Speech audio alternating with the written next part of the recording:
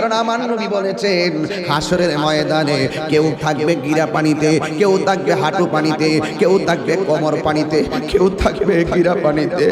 এই পানিগুলা কিন্তু মেঘনা নদীর পানি না, এই পানিগুলা হলো নিজের গামের পানি। যার গুনাহ যেমন তার শরীরে ঘাম ঝরবে তেমন। এই গরম পানি কেমন জানেননি? দুনিয়ার আগুনের চাইতে 70 গুণ গরম থাকবে সেই পানি।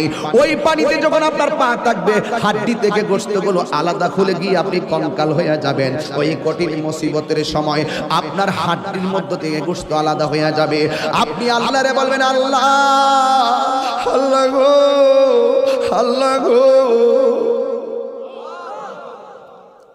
এই দুনিয়ায় বিপদে পড়লে কত মানুষ তোরা সহযোগিতা করে, কিন্তু হাসরের ময়দানে কেউ কাউকে চাইবে না।